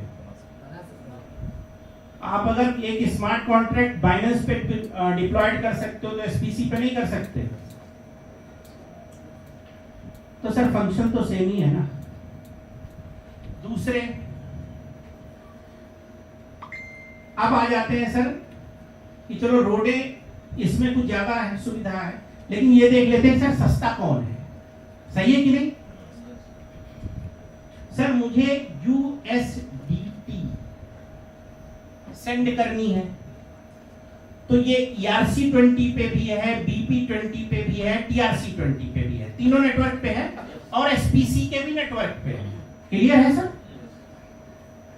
अब अगर मैं सपोज 100 USDT सेंड करता हूं तो आप सारे लोगों के हाथ में सर ट्रस्ट वॉलेट या कुछ तो वॉलेट होएगा ही मोबाइल में।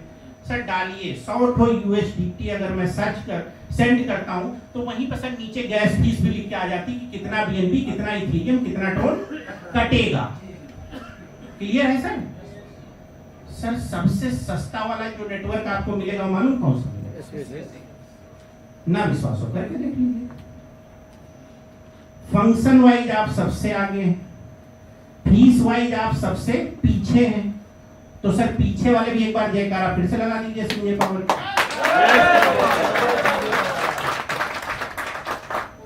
क्लियर है सर?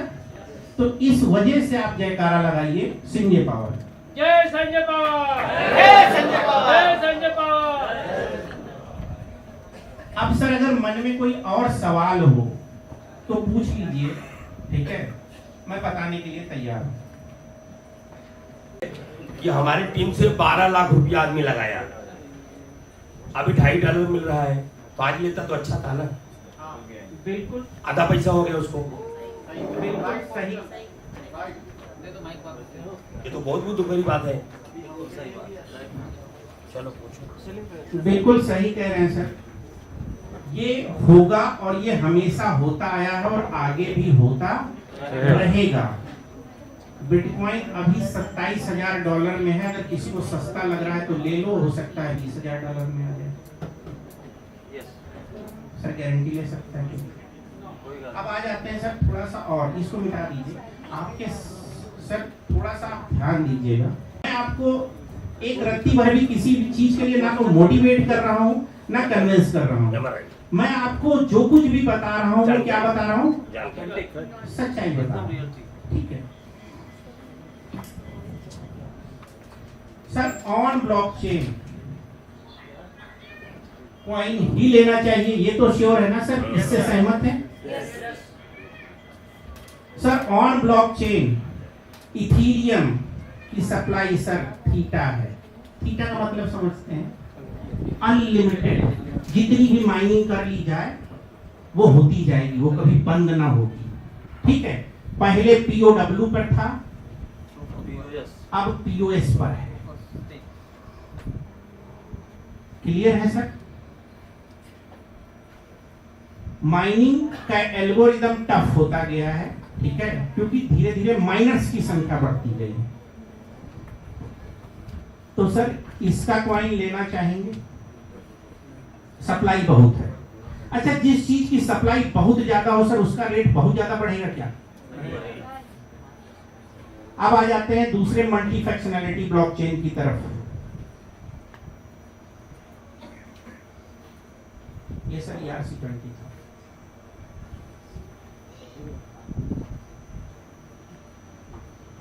क्लियर है? DP-20 सर सबसे पहली बात कि आपका ये ओपन सोर्स माइनेबल है। ये BNB, आप BNB की माइनिंग ओपन सोर्स में नहीं कर पाओगे, सिर्फ सीजेड ही करेगा। फिर भी 10 करोड़ की सप्लाई है इसकी। क्लियर है सर? अब आ जाते हैं SPC की।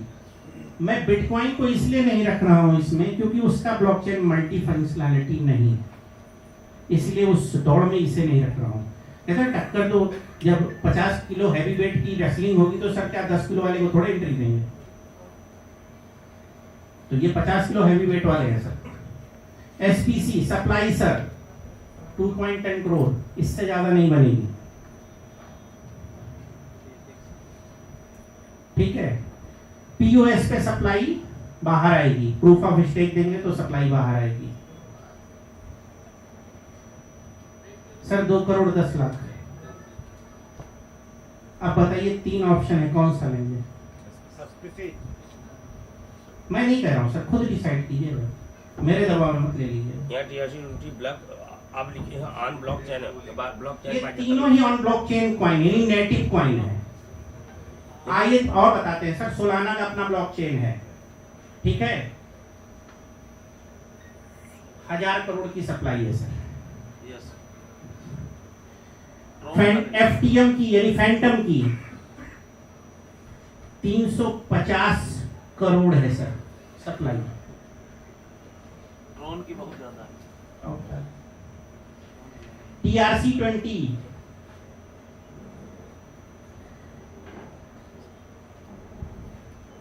$1 10,000 करोड़ है सर। सर छांट लीजिए जो छांटना है, ये सारे ही जेन्युइन है, ऑन ब्लॉक सारे मल्टी फंक्शनलिटी के साथ छांट लीजिए जो बट पसंद। ब्लॉकचेन में भी नहीं आया है तो हाँ? अभी तो ब्लॉकचेन में आया नहीं। किसने कहा? मतलब कि आप जो है अभी आईसीयू में है अपना exchange power sir native token on blockchain शुरू से ही रहता है, आने का मतलब नहीं होता।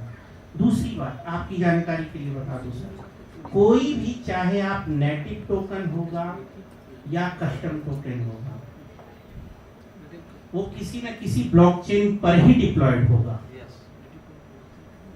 और वो जितना मूव करेगा उसी ब्लॉकचेन पर उसका हैश जनरेट होता रहेगा, उसका ट्रांजैक्शन आपको वही दिखेगा।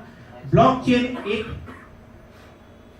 सरल भाषा में सर आपके लिए ब्लॉकचेन क्या है? एक पब्लिक लेजर है, पब्लिक लेजर है।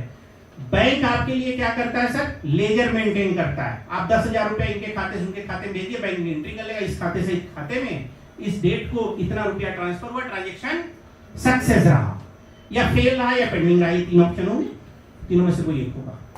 बैंक ये बराबर ये लेजर मेंटेन करता रहता है। बैंक का ये मेंटेन किया हुआ लेजर सर टेम्पर प्रूफ नहीं है, इसमें टेम्परिंग हो सकती है, एडिटिंग हो सकती है, रिवर्सल हो सकता है, बट ब्लॉकचेन में ये तीनों चीजें नहीं हो सकती। ना तो टेम्परिंग होगी, ना डिलीट होगा, ना रिवर्सल होगा, ना वैनिश किया जा सकता है।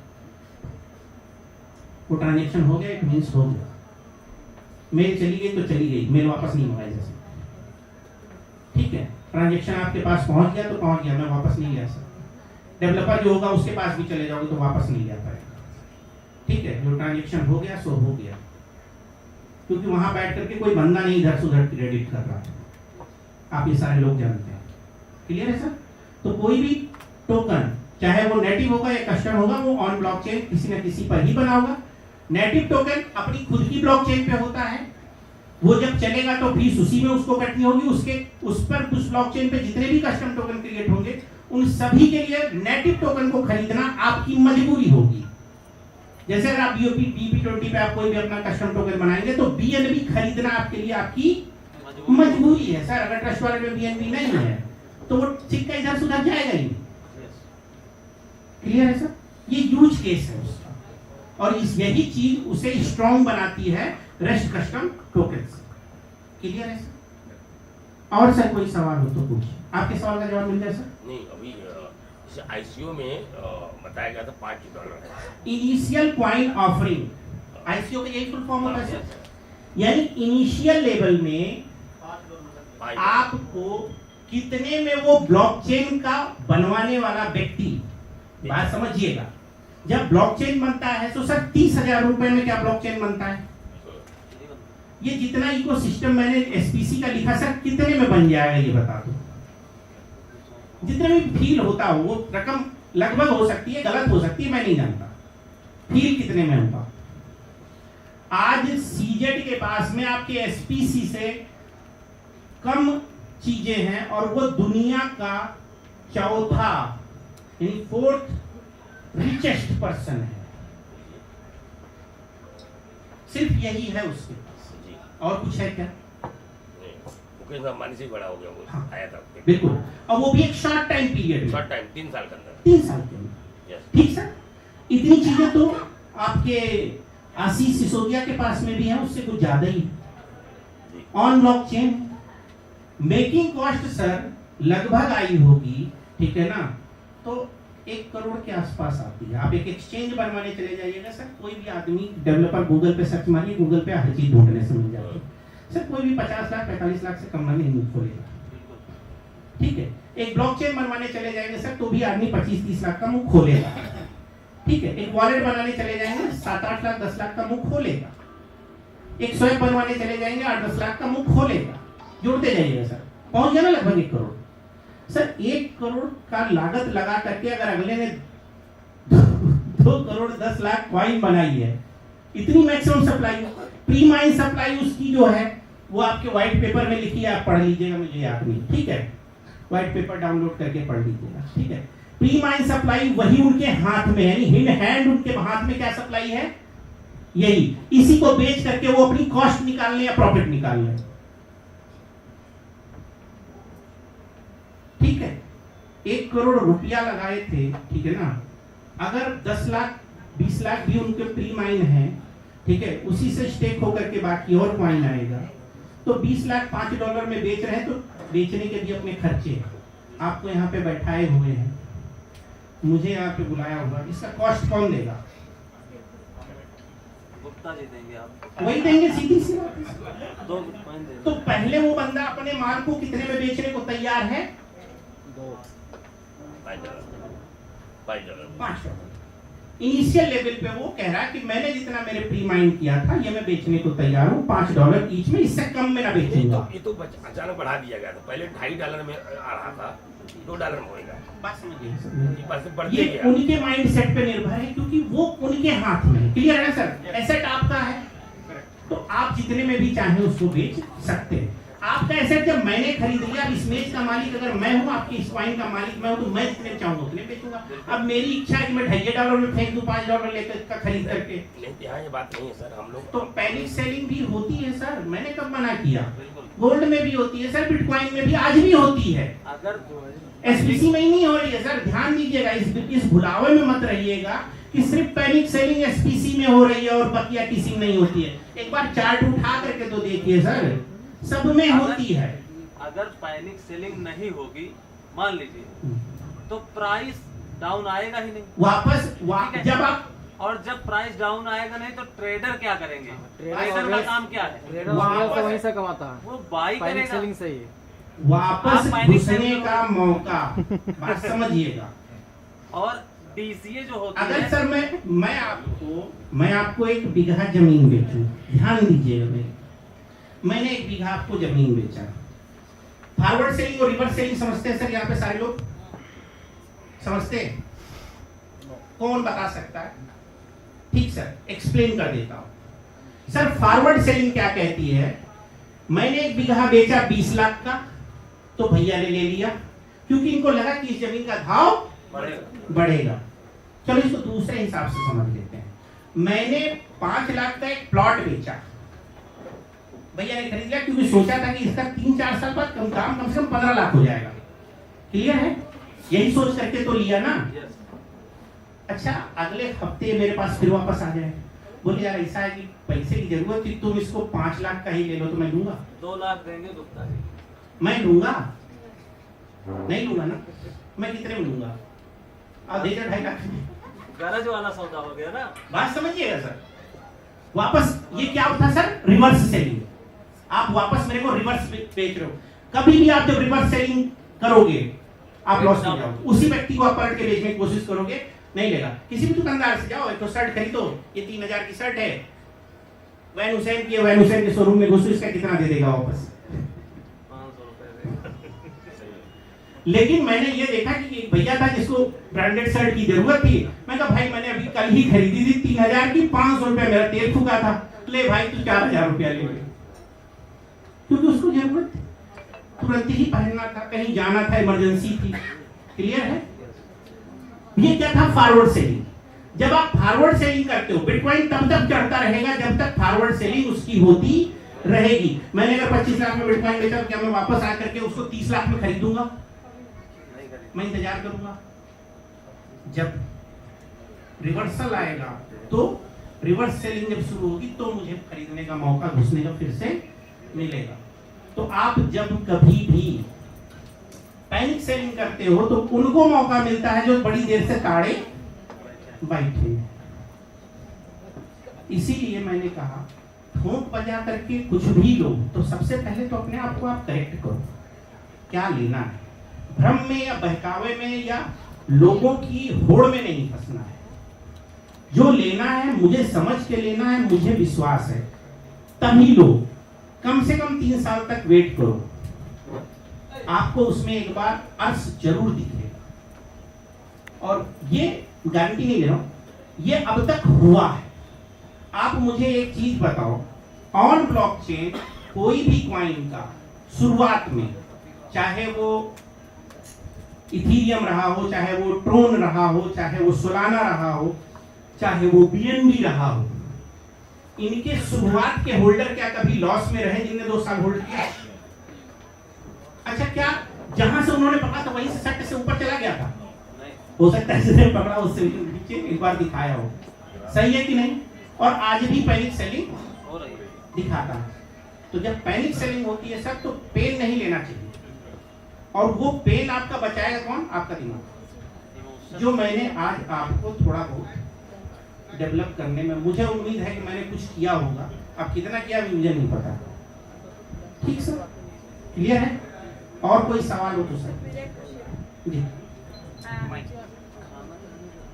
जी सर, जैसे कि $5 में हमें कॉइन मिल रही है, जो हम बेच रहे हैं $2.5 $2 में बिक रही है, तो क्या वहाँ से हम परचेज भी कर सकते हैं? हाँ मैडम, स्वैप कर सकते हैं। वहाँ से डायरेक्ट हम कैसे परचेज करेंगे हाँ, सर? स्वैप से ही आप जाके परचेज कर लीजिए। तो हमें $2.5 में ही मिलेगा? हाँ बिल्कुल प्रोसेस मिलेगा। सेम रहता है। हाँ, बाई तो सेम रहेगा सर। तो क्या सर वहाँ पे हम मैक्सिमम कितनी कॉइन ले सकते ट्रेडिंग हैं? का मतलब वही हुआ ना, बाई करो सेल करो अपने मर्जी से। लीडर्स के साथ वो तो P2P हो गया ना। सर ट्रेडिंग मेरे क्वेश्चन है कि अगर मैडम आपके पास में USDT है? No sir. नहीं है। तो सबसे पहले आप USDT खरीद लीजिए, ठीक है? Yes, sir. BP20 का खरीद लीजिए, आपको आसानी से मिल जाएगा। अगर ट्रोन का खरीदेंगे तो आपको इसके सेंडिंग के चार्जेस $1 से ज्यादा पड़ेंगे। BP20 का लीजिए, सिंगे के ब्रिज पे जाइए,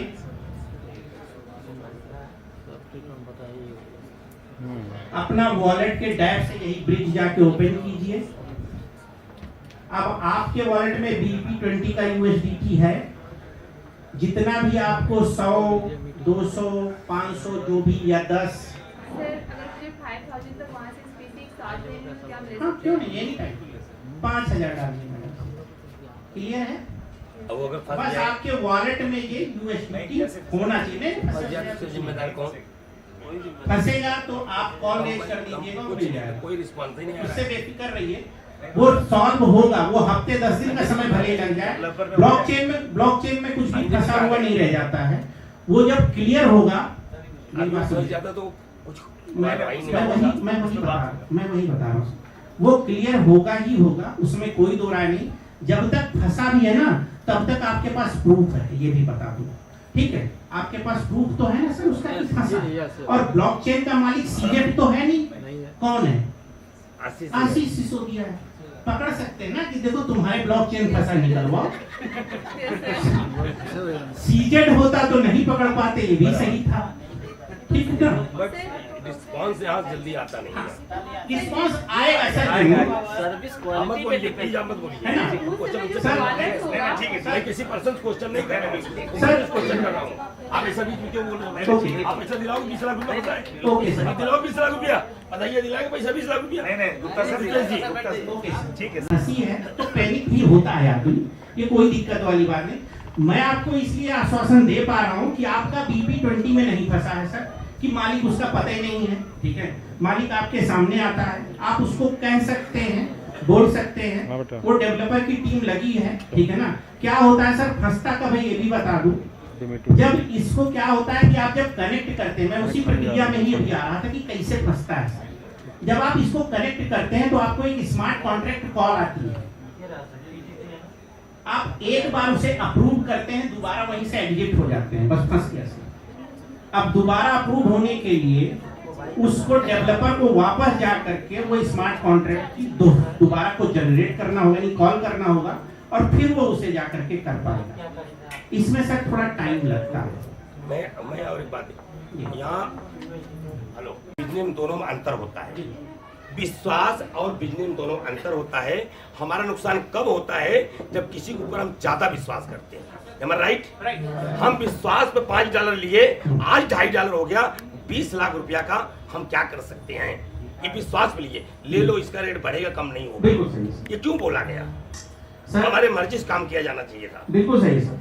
देखिए, इसका कौन जवाब दे सकता है? लीडर कोई उसे या विश्वास पे नहीं, उसके कहने पर कि बस अब ये यहीं से ऊपर चला जाएगा। क्लियर है सर? तो आपने 20 लाख रुपीस का कॉइन परचेज कर लिया, राइट है सर? यहां से ऊपर नहीं आया, ये भी सत्य है। यहां से थोड़ा डाउन दिखाया आप। सर क्या एकदम ही डाउन होने के बाद में अभी यहीं से खत्म हो जाएगा, इसका आपको भरोसा है सर? नहीं, ये बोला गया था 7 दिन के अंदर ब्लॉकचेन चला जाएगा। सर ब्लॉकचेन तो ऑलरेडी चल ही रहा है। हाँ, तो एक्सचेंज चला जाएगा, एक्सचेंज पर अभी नहीं गया। नहीं, हम exchange। सुनिए, एक्सचेंज 20 लाख रुपए जो लगाया, 20 लाख हमें इंटरेस्ट मिलेगा। हम एज ए शेयर के जैसा, जैसे एसेट होता है ना सर, एसेट के जैसा इन्वेस्टमेंट समझिए। बैंकिंग एफडी या उस टाइप का इन्वेस्टमेंट मत समझिए कि अगर मैंने 20 लाख का एफडी किया था तो 20 लाख तो नहीं घटेगा भाई। क्लियर है सर? मैं उस बात को नहीं बोल रहा हूँ सर। ये क्या नहीं, यहाँ पर जो नुकसान हो रहा है उसका भरपाई क्या है? Let me complete, सर उसका भरपाई सॉरी स्किल बोलने से तो नहीं होगा। सिर्फ पैसे, आदमी दिमाग खाएगा कोई। सिर्फ पैसे, उसका प्राइस वहां से फ्लक्चुएट होके डाउन की तरफ है। जीरो हो जाए चलेगा। अगर ये आप स्टेम डाल दो हमारे जीरो हो जाए, हम ये सवाल नहीं करते। जीरो हो किसी ने जाए। आपसे कमिटमेंट कर दिया, कहने का मतलब ये। तो कमिटमेंट से अब आप इतनी देर से मेरे इतना बोलने का मतलब नहीं, आप तो सब मैं सही बोलता बता ना कि मैं बड़ा ज्ञानी आदमी हूँ, मैं कह रहा हूँ कि एसपीसी ले लो तो ले लो। मैं इस तरह भी तो बोल सकता था ना सर। बिल्कुल नहीं। बजाओ ताली सारे लोग एसपीसी क्योंकि आशीष का है। मैं इस तरह भी तो बोल सकता हूँ। क्या मैंने उस तरह से बोला? नहीं, बिल्कुल नहीं। ठीक, जो वास्तविकता थी, ठीक है ना, जो वास्तविकता थी मैंने वो आपको दिखाई, बताई। डिसीजन अल्टीमेटली आपको ही लेना है, और जब आप अपने मन से डिसीजन लोगे तो कभी पैनिक नहीं हो। पैनिक नहीं हो गए। जैसे अगर आप बिटकॉइन अभी $27,000 का भी जो बिक रहा है, अगर आप खरीद लोगे सर और समझ के खरीद लोगे तो आप पैनिक नहीं होगी। नहीं। बट किसी के कमिटमेंट पे अगर आपने किया, होता क्या है सर, थोड़ा सा एंटरटेनमेंट भी हो जाएगा। मैंने वही बात बोला, विश्वास और बिजनेस। वही सर, विश्वास और बिजनेस दोनों बातें बात बोला। सर देखिए थोड़ा एंटरटेनमेंट करता हूँ आपका। सर एक लड़की है, मुझे बड़ी अच्छी पसंद है, मैंने उसके साथ भाग करके लव मैरिज कर दिया। डिसीजन किसका सर? मेरा। अभी रोज वो उसको ना खाना बनाना आता है, वो जली हुई रोटियां बनाती है क्योंकि वो मेरा बाबू सोना वाली अपने घर में मम्मी से खाना, मम्मी उसकी खाना बनाती थी, वो फोन पर मुझसे आधा घंटा बतियाती थी रात भर। ठीक, तो मेरी उसकी सर हो गई और हमने फिर जा करके सर भाग करके कर ली सर। अब मुझे कमाना नहीं आता और उसे बनाना नहीं आता। अब सर ये बताइए, जिंदगी में सबसे बड़ी मुश्किल है कि नहीं है ना? पर मैं खुश हूं सर, मैं हर तरीके से उसके साथ रहने को तैयार हूं। वो कहती है कि हम चाहे माड़ भात खाएं चाहे नून भात खाएं, हम रहेंगे इन्हीं के साथ। सब ठीक है, ठीक है, ठीक है। तो वो ठीक है वाले में चल रहा है मामला। क्या वास्तव में ठीक है सर? नहीं। लेकिन अब यहीं पे मेरे माँ बाप ने अरेंज मैरिज की, मुझे वो पसंद थी किसी और से, उसको सब कुछ आता है सर, और घर वालों ने मुझे सपोर्ट करके कुछ कमाने लायक भी बना दिया है। पर मैं खुश नहीं हूं सर, क्योंकि डिसीजन मेरा नहीं था। सुन रहा हूं। मैं बेटर कंडीशन में हूं उस वाली से कि नहीं सर, बिल्कुल। लेकिन डिसीजन मेरा नहीं था, मैं मेरे मन की ना कर पाया, इसलिए मैं क्या हूं, खुश नहीं। तो हमेशा किसको कर, अपने हमेशा सबसे पहले क्या करना चाहिए, अपने मन की जरूर कर लेनी चाहिए। मुसीबतें तो इधर भी आएंगी उधर भी आएंगी, क्योंकि जब इधर खुश नहीं रहूंगा तो इससे भी मच होगी। उससे खाना बनाने और कमाने की जो होती थी, इससे जो है दूसरी चीज की मच होगी। झगड़ा तो इधर भी होगा कि नहीं होगा, तलाक की नौबत इधर भी आएगी उधर भी आएगी। लेकिन यहाँ पे मैं दोष किसे दूंगा? मेरे माँ बाप ने जबरदस्ती कर दी, और वहां मैं दोष किसको दूंगा?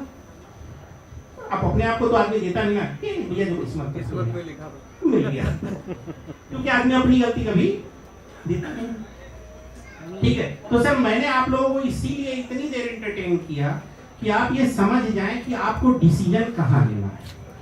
अगर अभी भी नहीं समझ में आ रहा है तो रुक जाए सर, क्रिप्टो की तरफ मत जाएं। ठीक है, क्योंकि अगर इसके आप थीम को नहीं समझे, अगर आप 5% का बेसिक नॉलेज भी नहीं ले पाए मेरे से, तो इस तरफ कदम रखना फिर ठीक नहीं। ठीक है सर, और कोई सवाल हो तो सर? एक मेरा ऐसा छोटा सा आपसे ज्ञान चाहिए सर। इसका फुल फॉर्म होता है प्रूफ ऑफ स्टेक, और POW का फुल फॉर्म होता है proof of work.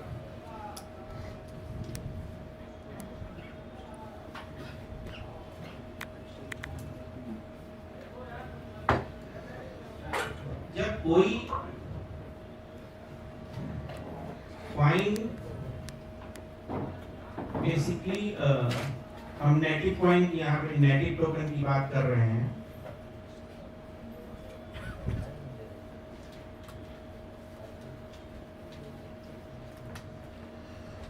Native token market में क्या इस एल्गोरिथम के साथ में आता रहेगा, इसके लिए वो एक प्रोग्राम लिखते हैं। जैसे कि हम फेमस बिटकॉइन के बारे में बात कर लेते हैं। बीटीसी के क्या क्या फीचर हैं, यानी फिक्स सप्लाई है 2.10 करोड़ यानी 2 crore 10 lakh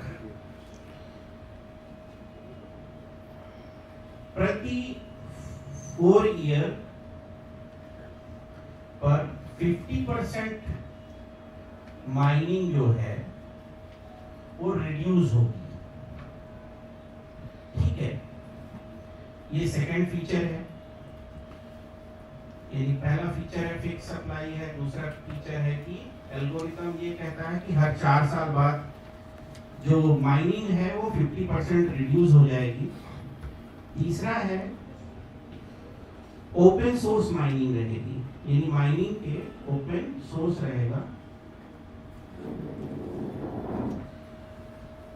open source mining का मतलब ये हुआ कि कोई भी व्यक्ति माइनिंग कर सकता है। आप माइनिंग पूल में एंटर होकर के बिटकॉइन की माइनिंग कर सकते हैं। यही चीज है जो बिटकॉइन को अच्छा होता क्या है कि ये तीनों ही चीजें अगर बदलाव किया जा सके तो बिटकॉइन की जो ट्रस्ट वैल्यू है वो 0 हो जाएगी।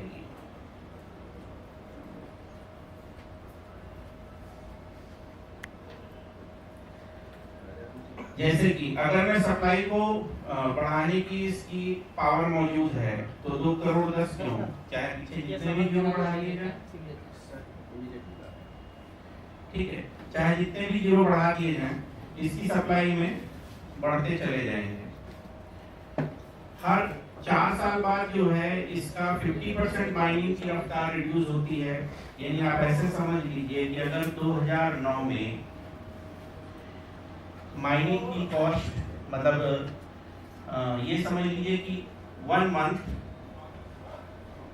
एक कंप्यूटर महीने भर तक रन करके 1 बीटीसी बनाता था, तो 4 साल बाद 2000 स्पीड के नेट को यूज करते हुए 0.5 बीटीसी बनाएगा। ये हालविंग है। 2017 ये कितना बनाएगा, फिर 25। 2021 ये बनाएगा 125 और 2025 ये अब बना या फिर जाहिर सी बात है कि जब कोई एसपीसी लेके जाएगा उस गड्ढे में से तो क्या छोड़ के जाएगा सर, यूएसडीटी छोड़ के जाएगा। और अगर यूएसडीटी लेकर के जाएगा तो एसपीसी छोड़ के जाएगा। आपको क्या बढ़ा तो आपका प्रॉफिट आप मानते हैं ये बता दें। तो जैसे अगर एसपीसी बढ़ता है, एसपीसी बढ़ता है यानी लोग एसपीसी बेचें, एसपीसी का रेट बढ़ता है। आपके लिए रेट से मतलब नहीं है, आपको कौन सा क्वाइन ज्यादा मात्रा में वापस मिल जाए। यानी जब आप लिक्विडिटी को रिमूव करें तो आपको कौन सा क्वाइन ज्यादा मिल जाए तो आप खुश हैं, एसपीसी ज्यादा मिले ना। हाँ, तो इसका मतलब लोग ज्यादा से ज्यादा एसपीसी वहां छोड़ के जाए और यूएसडीटी उठा के जाए तो आप खुश हैं, सही है। तभी तो आपको जब लिक्विडिटी रिमूव करेंगे तो आपको एसपीसी ज्यादा मिलेगी। थोड़ा सा सब कंफ्यूज हो गया, गुड, मेरा काम ही वही बात समझिएगा पहले। देखिए कंफ्यूज मत होइए। क्या होता है कि जब आप लिक्विडिटी देते हैं तो आप वहां पे 2 टाइप के टोकन को रख देते हैं और ये कह देते हैं कि लोगों की जो इच्छा हो वो टोकन लेके जाओ और जो इच्छा हो छोड़ के जाओ, सही है ना। हम किसी का हाथ तो पकड़ नहीं सकते। लेकिन ये जो टोकन लेने और देने की जो एक क्रिया होती है उसमें हमको कुछ एक्स्ट्रा चार्जेस मिलते हैं। 0.5% का हमको एक स्लिपरेज का चार्जेस मिल जाता है, वो हमारा एक एडिशनल बेनिफिट होता है। बाकी हमेशा यही रहेगा सर कि एसपीसी जो भी अगर आपका कोई लॉस इसलिए नहीं होगा कि अगर आपका एसपीसी ज्यादा मिलेगा तो उसका रेट डाउन होगा, क्लियर है? तो आपका हमेशा वो डॉलर के क्या हुआ, इक्विवेलेंट ही तो रहेगा, क्वांटिटी बढ़ जाएगी बस। सही है कि नहीं भाई? अगर कोई $9 का मतलब आपने $10 डाला और $10 के अगेंस्ट में उसी की वैल्यू का एसपीसी डाल दिया, तो अगर कोई एसपीसी छोड़ के जाएगा तो डॉलर लेके जाएगा तो आपका एसपीसी बढ़ेगा, डॉलर थोड़ा घटेगा। बट अगर आपको एसपीसी बेचने जाओगे तो उतना डॉलर भी वापस मिल जाएगा कि नहीं मिल जाएगा? ये चीज है। तो उसमें कोई लॉस नहीं, लिक्विडिटी प्रोवाइड करने में आपका कोई लॉस नहीं, एक पॉइंट आपका बढ़ करके आपको मिलेगा। ये चीज जैसा लोग सर